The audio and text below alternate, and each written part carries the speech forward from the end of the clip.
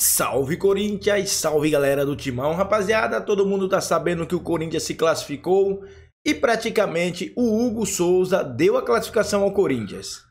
O cara pegou 3 pênaltis, pessoal. Aí eu lhe pergunto, aí eu já chego te perguntando, você acha que o Hugo Souza tem o potencial para ser o novo Cássio?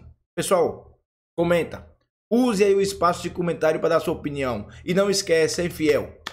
Representa, chega fortalecendo com like, porque passamos pela Sul-Americana. E agora na Copa do Brasil, Corinthians vai pegar o Juventude. Dá pra passar também. E no Brasileirão, domingo, é o temido Fortaleza. Mas a gente vai ganhar. Vamos buscar um resultado lá no Ceará. Fortalece com like aí, rapaziada, se inscreve e vamos pro vídeo, porque o Coringão tá vivo nas Copas. Assim. Não sabemos como vai terminar... Eu entendi, você deu a volta, mas tudo bem. Você já sabe o que eu vou falar? Não sabemos como vai terminar 2024. O Corinthians pode ser campeão da Sul-Americana, pode não ganhar título nenhum, pode ser rebaixado, pode se livrar nas últimas rodadas. César, é o quarto. Faleceu até agora há pouco, César do CRB. Mas ali que ano você está falando aí? 81. Quais? Repete para mim. Era Tadeu, Solitinho, Rafael e César. Os 4 jogaram? Os 4 jogaram, quer dizer, um substituiu. Viu como eu fui na pessoa certa, Eugênio? Foi mesmo. Claro. O Abel, por mais que você tenha tido outros interesses, é importante... Não tive nenhum interesse. Exatamente. Meu interesse era matar essa dúvida. O professor Celso Unzelt é referência em estudos da história do futebol brasileiro e mais, sul-americano. Não estou falando aqui para levantar a bola dele, não, porque apenas reconhecendo a realidade dos fatos. Pouquíssimos têm o conhecimento histórico do futebol, como o professor Celso Unzelt. Tô falando sério, eu imagino até que saindo do Brasil, na história do futebol mundial, quantos times tiveram 4 goleiros na mesma temporada? Quando você está batendo cabeça atrás de um goleiro, isso acontece. Mas no caso do Corinthians, chama a atenção que são 4 goleiros com passagens marcantes. Então. O Carlos Miguel só sai por problemas extra-campo, porque como goleiro ele era uma solução. Exatamente. O próprio Donelli, que passou pouquinho, pegou um pênalti. Ele fez bons jogos. Jogou contra o Cuiabá. Período que foi necessário. E agora o Hugo, à altura do Cássio. Ontem foi uma noite...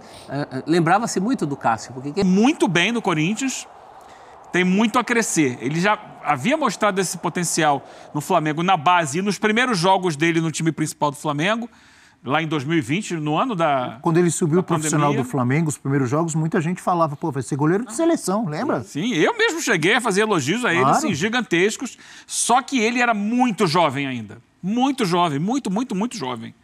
E a posição de goleiro, você vai ver, raros são os goleiros, você vai ver atacante com 17 anos jogando no time titular. Goleiro para chegar com essa idade, só tem um que eu me lembro, que é o Donnarumma. 17 anos, chegou como titular do Milan e dali seguiu a carreira. Mas normalmente o goleiro vai aparecer com 24, 25 anos, ele fica um tempão ali, porque você não tem muita troca na posição. O Ronaldo Giovanelli foi jovem pro profissional, né? Virou titular, não foi? O Ronaldo é de 69, ele estreou em 88, pegando um pênalti do Dário Pereira. Então ele tinha 19 anos. Era o ano que ele fazia. Mas é exceção, você tem razão. Normalmente o goleiro vai se estabelecer, por exemplo, o Rafael, que hoje é goleiro titular do São Paulo, ele já tem mais de 30. Sim. E ele passou a vida inteira como reserva do Fábio no Cruzeiro. Ele, até os 28, 29 anos, por 28 anos, eu acho, ele era reserva do Fábio no Cruzeiro. O Everton, ele chega para o Palmeiras, ele já é um goleiro com 36, se não me engano, hoje. Sim. É claro que ele jogou antes na Portuguesa, jogou antes no Atlético Paranaense, mas ele chega no Palmeiras, ainda fica esperando um pouquinho. Sim. Ele foi contratado já com 20 e tantos anos pelo Palmeiras, quase 30, mas ainda para esperar sair o Praz, saiu o Jailson para ele assumir a condição de titular. Então é uma posição difícil. E o Hugo sofreu, voltando ao Hugo, sofreu muito por questões ali de confiança. Acho que no início ele estava com muita confiança, excesso de confiança, arriscou jogar com os pés. Todo mundo vai lembrar de um gol que ele sofreu no Maracanã, Copa do Brasil, Flamengo e São Paulo, que ele perde a bola para o Brenner e o São Paulo faz o gol, o Flamengo acaba eliminado naquela Copa do Brasil, porque ele estava com excesso de confiança. Depois a crítica foi tão grande que baixou demais a confiança dele. Aí ele passou a falhar por falta de confiança. E aí rodou, é isso, né? Foi para Portugal, trabalhou lá um tempo, saiu um pouco do foco, lá também fez um bom trabalho. E agora apareceu as oportunidades no Corinthians, ele está agarrando literalmente, professor. Em Portugal, ele fez isso num Chaves e Benfica. Sim. Ele pegou 3 pênaltis numa série, um desses pênaltis o Di Maria. Só que ontem foram os 3 pênaltis decisivos, assim. Era bola do jogo. Como é que fala no tênis? Match point. 2 match points. Levanto a mão com 2 questões. Uma que um amigo palmeirense já me mandou aqui. Os caras não perdem tempo. Colocou em 2016, vou até tirar os óculos aqui, porque para perto eu tenho que tirar. 2016, Fernando Praz, nosso comentarista, machucou. Entraram Deola, depois Fábio. E depois veio, ele escreveu aqui, escreveu com razão, Jailson da Massa. Grande Jailson, muito bem. grande goleiro. Jailson não perdia jogo do brasileiro. Palmeiras, campeão brasileiro, ele escreveu aqui, 2016, com Cuca de técnico. E Jailson da Massa, invicto. É isso aí. 4 goleiros. O invicto Jailson. É tão raro que quando acontece, o cara torcedor, ele lembra. Esse é o primeiro ponto. Agora, o segundo ponto, voltando ao Corinthians. Pergunta, se o professor não souber responder, nem a Mari, nem o Eugênio, você, corintiano, corintiana que nos assiste, vai lembrar e vai responder. Alguma vez o Cássio pegou 3 pênaltis no mesmo jogo? Eu acho que não. 3 não. Aí nem o professor, tá vendo? Só para saber o tamanho do feito do Hugo ontem. Se o Cássio não pegou, hein, Eugênio? Hein, Mari? Será que não? Eu não tenho esse registro, né? No máximo 1 em tempo normal e 2 em... 2 match points, porque essa questão do match point é que pegava. Foram 3, professor, porque foram 2 que ele evitou e 1 que ele deu a vitória ao defender. Sim. Mas esse último ainda tinha vida. Mas acabou sendo o match point, porque ganhou o jogo ali. Que definiu. Se você visse o desespero do Daniel ontem, ajoelhado na sala... Chorou?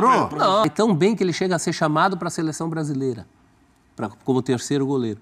E aí o Marcos some do circuito em 92, ele só vai voltar a ter uma chance na Libertadores de 99, quando o Veloso se machuca. O Veloso era um goleiraço também. O Marcos tinha 26 anos. Você pensar que o grosso da carreira do Marcos, que é um pentacampeão mundial, ele fez a partir dos 26... Isso é uma loucura. É que você lembrou do São Marcos, vou lembrar do Emerson Leão, que foi a Copa do Mundo de 70 como terceiro goleiro. Quantos anos tinha? 19, 18. Já 19. Era goleiro titular do Palmeiras? Ele estava carequinha. Já era, né? Já era. Ele estava carequinha porque tinha prestado a faculdade, entrado na faculdade de educação. Mas são exceções. Pública. Estamos citando aqui que a gente lembra. A regra não é essa. São exceções. O que o Eugênio falou, ele tem razão. O goleiro demora até conseguir o seu... É porque você tem um titular e raramente o titular dá brecha, né? No ataque, machuca um, sai outro. Toda hora tem a rotatividade. No gol, raramente isso acontece. E o próprio Donnarumma, que o Eugênio lembrou, ele surge com 17 como um cometa, mas ele se estabiliza num patamar menos fenomenal do que aquele que a gente esperava, né? Sim. Informação do nosso Data ESPN, que eu fiz a pergunta e a nossa produção, nosso Data ESPN, os responsáveis foram procurar. O Cássio nunca pegou 3 pênaltis numa disputa como essa. 5 vezes, estão me passando aqui, ó, 5 vezes ele pegou 2. Isso. 2 você pegava um monte. Olha o tamanho do feito. Já é bastante, né? Não é? Nossa Senhora. Ó, e o Cássio jogou 12 anos. Quantos mata-matas, quantas decisões por pênalti o Cássio teve? No Corinthians. Mais de 10, não teve? Porque ali, no caso do Hugo, são 2 situações, né?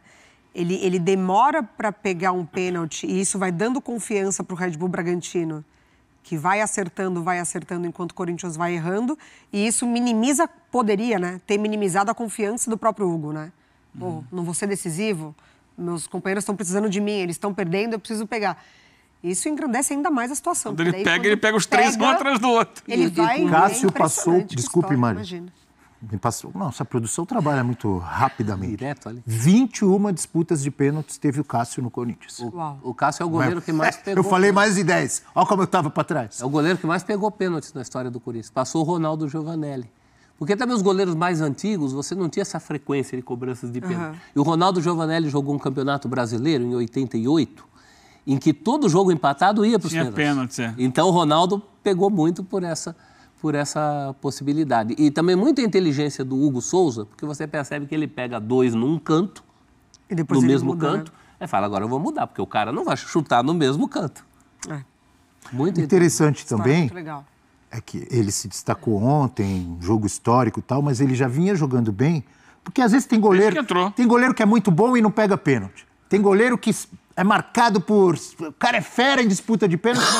Ele tem jogado bem nos jogos, nas defesas ali durante o jogo, e foi muito bem nos pênaltis, como já tinha sido em Portugal. Sim. Mas agora eu vou pro lado chato, para você, torcedor do Corinthians. Hoje é dia de festa, destacamos muito, Hugo é o grande personagem e tal, mas o que o Corinthians precisa melhorar, e o Ramon Dias falou sobre isso, porque o Corinthians está na zona do rebaixamento. Domingo tem Corinthians e Fortaleza. Mari, olhando o jogo de ontem, as dificuldades que o Corinthians tem e que tem tido no Brasileirão, o que tem que mudar? O que tem que melhorar, como disse o professor Ramon Dias, para o Corinthians sair do Z4? Eu falei que eu ia ser chato, mas não é chato. A realidade, o Corinthians tem que sair daí. Eu acho que algumas questões, né? Além da gente destacar esses 2 tempos que o Corinthians ele tem um desempenho muito diferente, tanto na parte defensiva que a gente viu, o Red Bull empurrou, o Corinthians aceitou e ficou ali no sufoco, né? Ficou ali vendo realmente a bola entrar por diversas vezes na sua área com muita facilidade. Então, desde esse... Primeiro que é importante destacar, né? O Ramon, ele chega e ele mexe na equipe para ter justamente um meio de campo mais combativo. Então, ele cria ali uma situação... Outra situação é quase que imarcável. São muito difíceis mesmo. Se o cara acerta um cruzamento no tempo certo e o atacante adversário consegue se antecipar e desviar de cabeça, às vezes... Como foi? Acho que o gol do Luan é um gol muito difícil de ser marcado. E ele estava lá no meio dos zagueiros. Ele não estava isolado, não. Só que ali, conseguindo fazer uma barreira, ele se antecipou, deu uma casquinha. Só que o Corinthians precisa entender que não dá para contar o tempo inteiro que o goleiro vai salvar. Não dá para contar sempre assim. Então, eu acho que é prioritário pensar em buscar um equilíbrio defensivo maior. O ideal é chegar menos no goleiro, né, Eugênio? Porque na era Carille, o Cássio trabalhava bastante, mas também as coisas eram evitadas antes. Sim. Tinha época a bola chegava menos. Sistema defensivo muito melhor, sofria pouco gol. Esse equilíbrio defensivo, ele também vai passar por um equilíbrio de elenco, né? Um elenco equilibrado, assim. Se você faz a opção por Coronado e Garro... Aí você já talvez não vai ter... Porque o sistema defensivo não são só os zagueiros, exatamente. Né? Começa lá na frente. Já são 2 para não voltar, né? Então aí você vai compensar, né? Você vai compensar o ganho técnico que você ganha com Coronado e Garro com alguém lá fortalecendo a marcação que um não vai entregar, que no caso o Coronado pela Isso parte gera física, desequilíbrio. Né? Exato. Quando tem o Ranieri, essa coisa melhora, principalmente na bola aérea.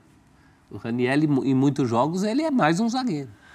Ele já era. Ele às vezes joga, né? Antes de zagueiro. Do Ramon, um terceiro zagueiro. Vamos ver o que dizem os fãs e as fãs de esportes? Rapaziada, tá aí, ó. Classificação espetacular com Hugo Souza fazendo milagre. Pessoal, comente aí. Hugo Souza, pode ou não pode ser o novo Cássio? Lembrando que ele tá só pelo empréstimo. Hugo Souza... Ó, a multa é muito baixa, mano. Muito baixa mesmo. Dá pro Corinthians já pagar logo. Faz o Pix pro Flamengo. Porque se eu não estiver enganado, é um pouco mais de 800 mil euros. 4 milhões de reais. Quase 5 milhões de reais. Dá pro Corinthians pagar com facilidade. Paga logo. E vimos que ele tem a cara do Corinthians. Se chegou, não sentiu o peso da camisa e tá fazendo história. Pessoal, fortalece aí com o like, se inscreve no canal porque agora é domingo, mais uma batalha, agora vai ser lá, no Castelão, Fortaleza versus Corinthians, vai Corinthians.